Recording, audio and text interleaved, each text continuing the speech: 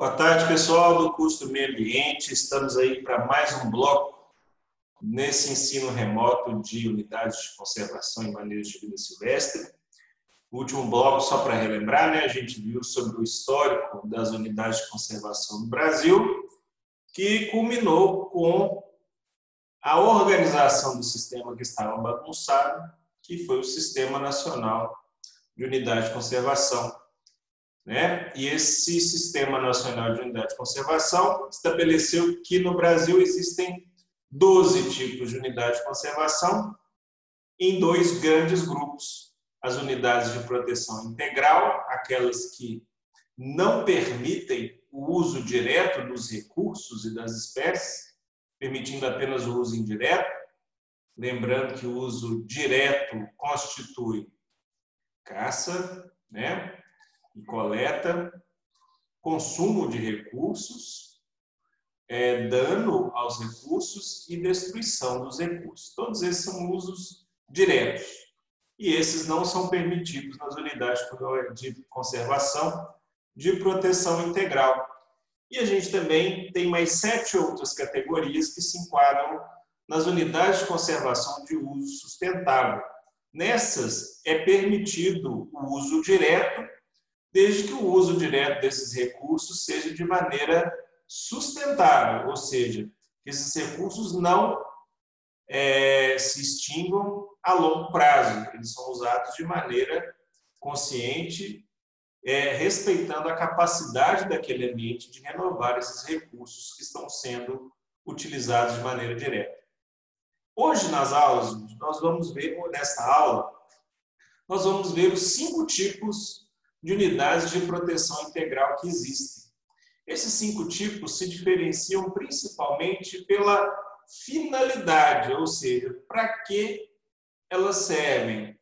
Todas elas, inclusive as de uso sustentável, têm uma função primordial que é o quê? Preservação. Porém, algumas delas são diferentes porque tentam conciliar preservação com algum outro objetivo ambiental, como, por exemplo, a visitação. E algumas são de preservação apenas, porém, focadas em alguns tipos de recursos ou espécies daquele determinado ambiente que está sendo demarcado. É o que nós vamos ver na aula de hoje. Então, só para lembrar, existem 2 grandes tipos de unidade de conservação, e o que nós vamos ver hoje são as unidades de proteção integral. Pela lei, unidades de proteção integral são aquelas que têm regras um pouco mais restritivas que as de uso sustentável e é permitido apenas o uso indireto dos recursos naturais, não permitindo consumo, coleta, dano ou destruição dos recursos naturais existentes naquela área. Então, essas são as unidades de conservação ditas de proteção integral. Temos 5 grandes tipos, que são as unidades chamadas de estação ecológica, ou as EZECs, as reservas biológicas, as REBIOS,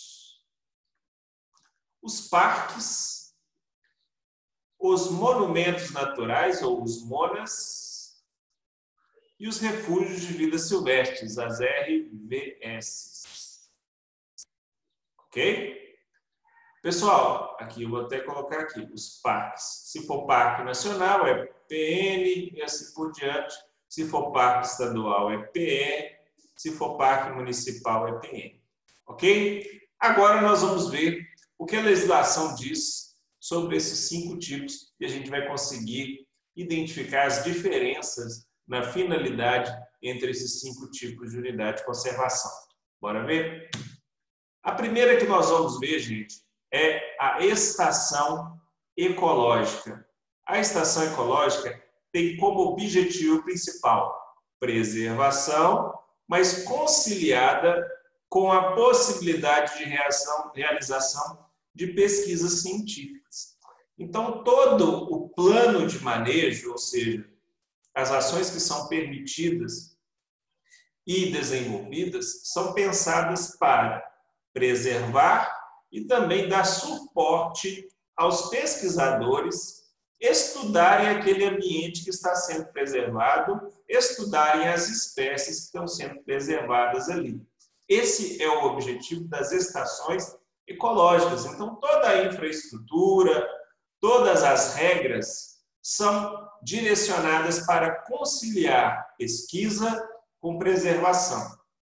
As estações ecológicas são de posse e domínio públicos, ou seja, não há áreas particulares destinadas para a estação ecológica, sendo que, se uma área for destinada para estação ecológica e estiver dentro de uma área particular, aquela área deve ser desapropriada. Nesse tipo de unidade de conservação, a visitação pública ela é proibida, exceto quando for de objetivo educacional. Então, as estações ecológicas não são voltadas para a visitação.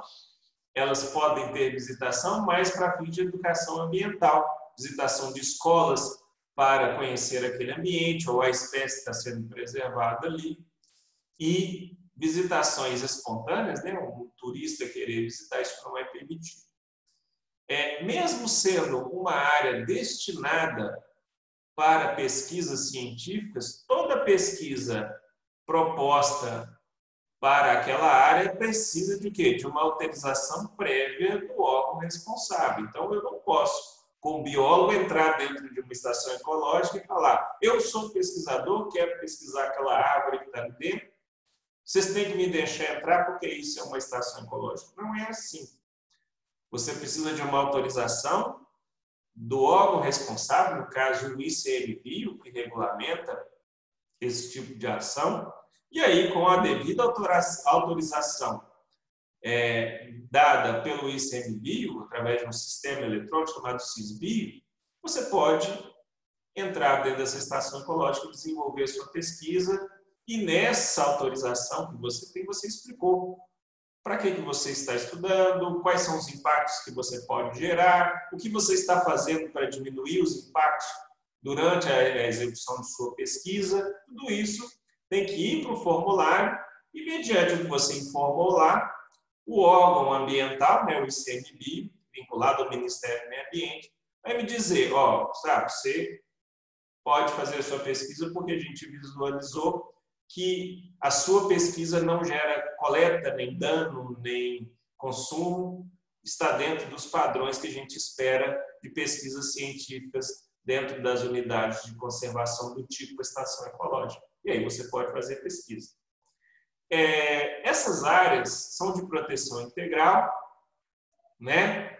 E nessas áreas são permitidas alterações do ecossistema apenas nos seguintes pontos: quando há necessidade de restauração, quando há necessidade de manejo de espécies ameaçadas ali, visando a preservação dessas espécies, e, lógico, se eu tiver autorização para fazer pesquisa e essa pesquisa permita a alteração.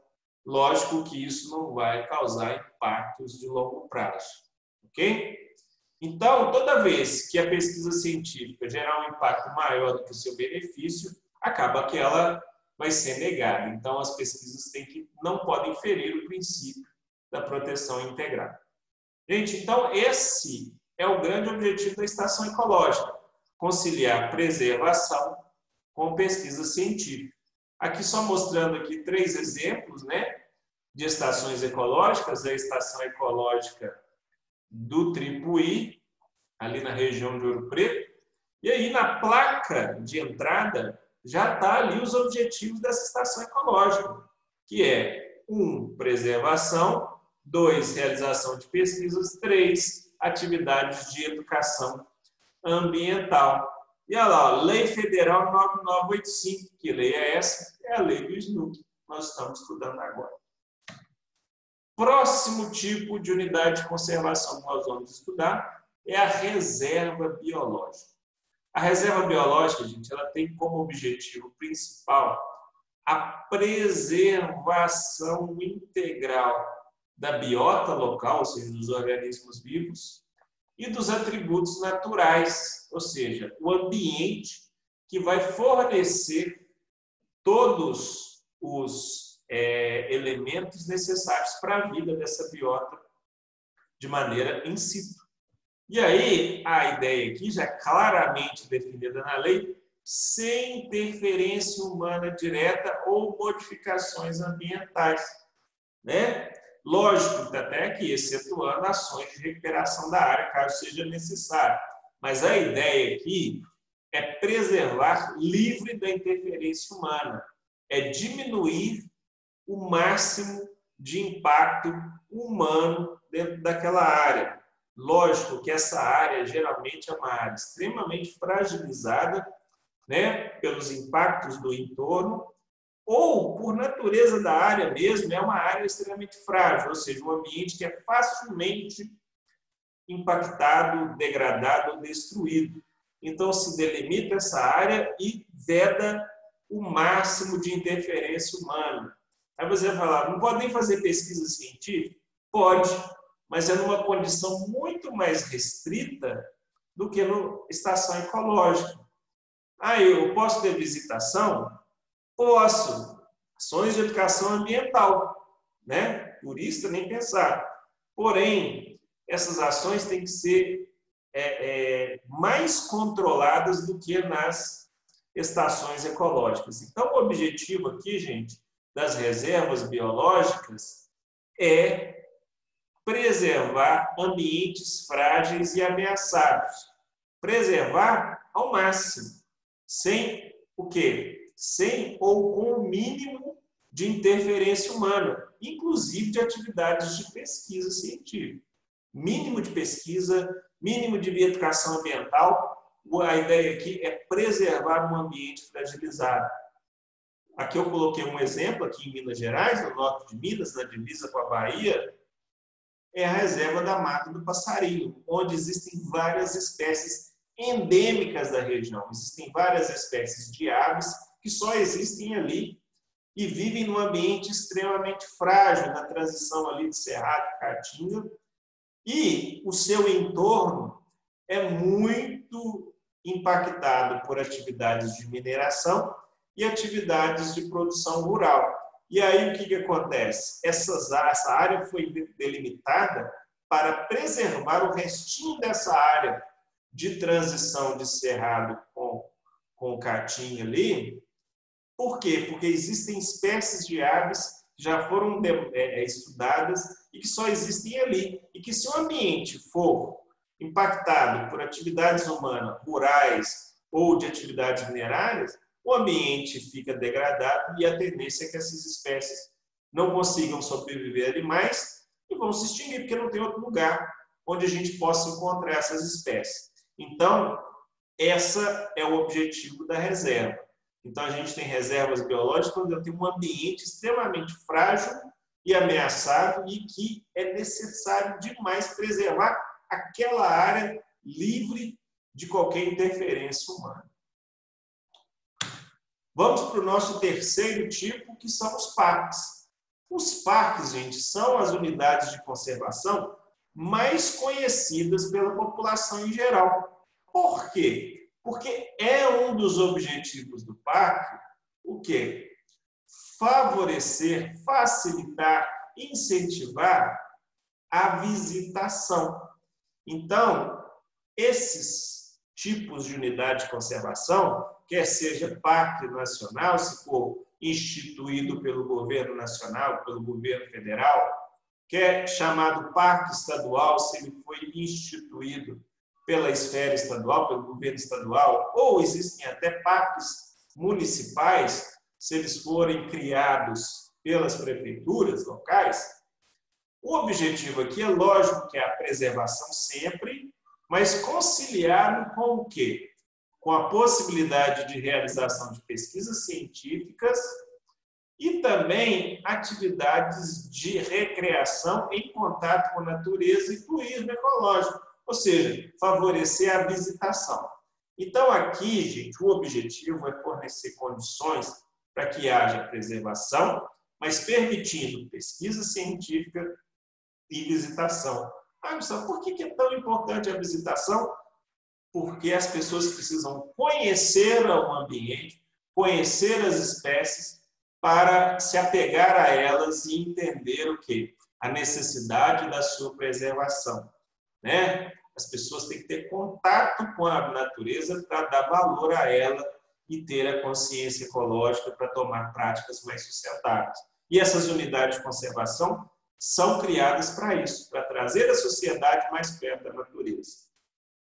Então, as unidades de conservação do tipo parque podem ser criadas nas 3 instâncias, né? Municipal, estadual e federal. São todas de quê? De posse e domínios públicos. Não há áreas particulares chamadas de parques, né? Então, existem áreas particulares que até a pessoa pode pôr o nome parque, mas legalmente não é. Tá? É uma área sujeita à visitação pública, um dos seus objetivos é esse. Também é necessário criar subsídios, né, facilidades para a realização de pesquisa dentro dessas unidades de conservação. Então, aqui eu só coloquei alguns desenhos aqui, a placa do Parque Nacional da Serra da Canastra, está pertinho da gente aqui, muito importante, porque preserva os mananciais do Rio São Francisco.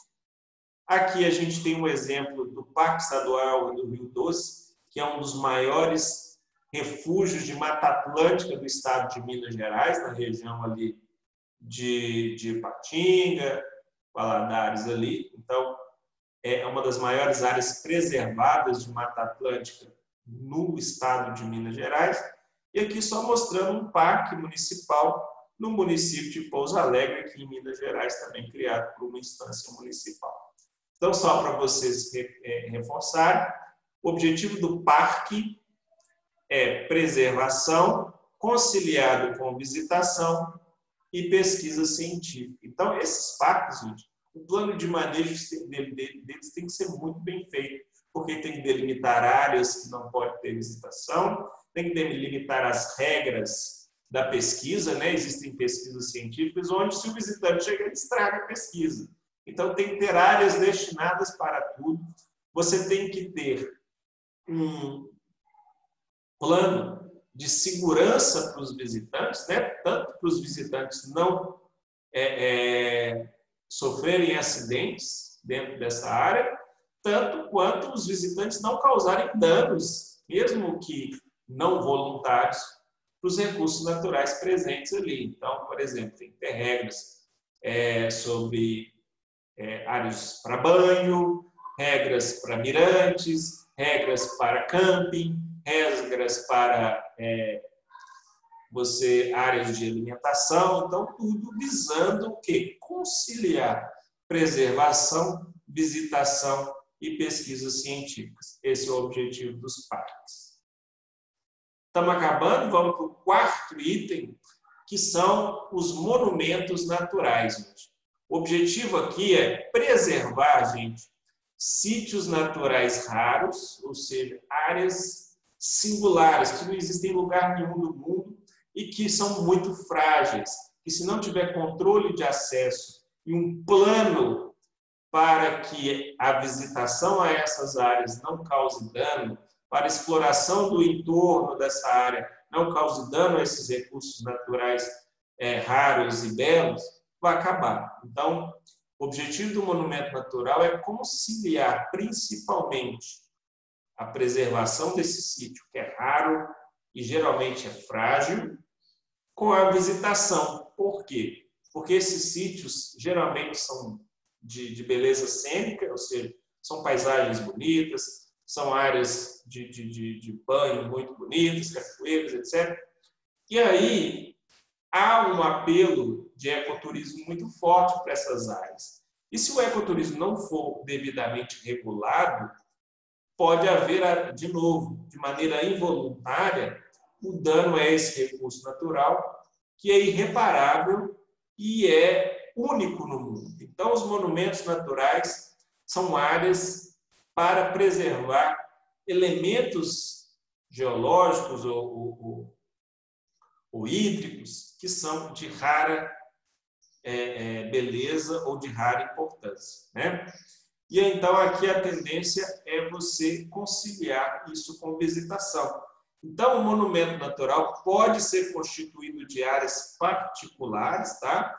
Desde que há um compromisso do dono da área de seguir as regras para a preservação dessa área. Então, mesmo que a área continue como particular, ele tem que seguir regras muito específicas sobre como direcionar essa visitação nessa área, podendo ainda, gente, o proprietário, já que há um apelo muito grande de visitação, fazer o quê?